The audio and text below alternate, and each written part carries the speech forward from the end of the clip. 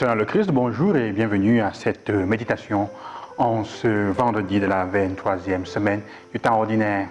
Il y a quelques semaines, j'ai fait l'expérience de voir une petite lésion à l'œil, sur la cornée, qui au bout de 3 semaines s'était tellement amplifiée que le cerveau avait enregistré, il y avait comme un obstacle, je n'arrivais plus à bien voir. Après qu'elle soit même guérie, il a fallu quelques semaines pour que ça commence à reprendre pour que la vue redevienne, commence à redevenir normale. Ceux qui pensent avoir fait cette expression comprennent ce que Jésus dit aujourd'hui. S'il y a une traffe, s'il y a une poutre dans ton œil, comment est-ce que tu peux critiquer ton frère qui n'a qu'une paille dans l'œil?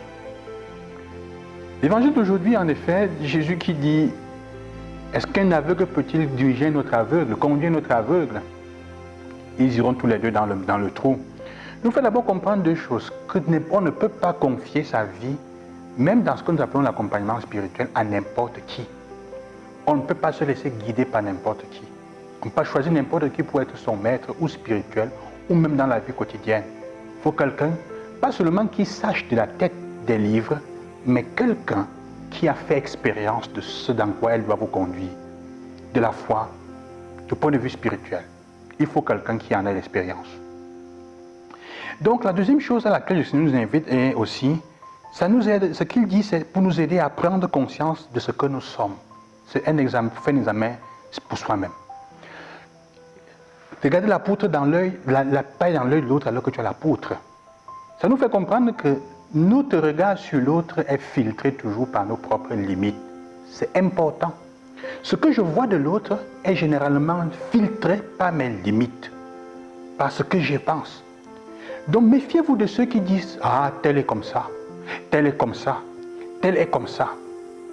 Et vous allez vous rendre compte que souvent, dans les personnes, ce qu'on critique le plus, c'est une chose en fait qui est en nous-mêmes. Je vais prendre un exemple.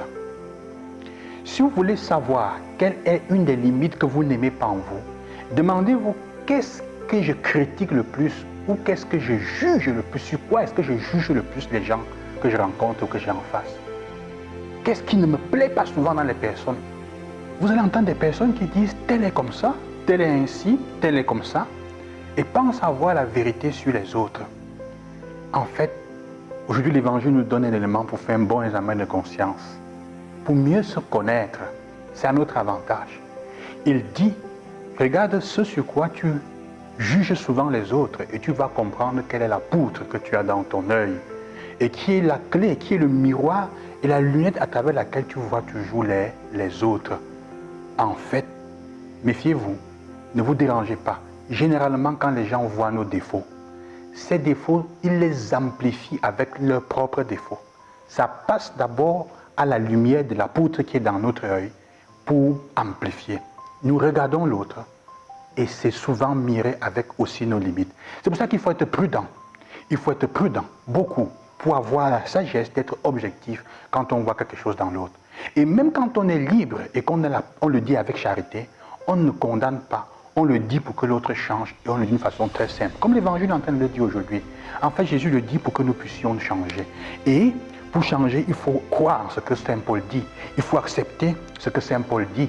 Vous l'expérience de Paul dans la lettre aux Colossiens, à Timothée, qui dit: je suis plein de gratitude envers celui qui me donne la force, le Christ Jésus notre Seigneur, car il m'a estimé digne de confiance lorsqu'il m'a chargé du ministère. Moi qui étais autrefois blasphémateur, persécuteur, violent, mais il m'a été fait miséricorde, car j'avais agi par ignorance, n'ayant pas encore la foi. Si nous entrons dans cette dynamique, la poutre qui est dans notre œil va devenir une occasion de sanctification. Que le Seigneur vous bénisse, qu'il vous accorde cette journée, dans cette journée, en ces jours, la grâce de voir dans votre œil ce qu'il y a dans votre œil pour pouvoir davantage aimer les autres et leur restituer l'image que d'eux-mêmes qui est claire. Nous soit Jésus-Christ, bonne journée et à demain.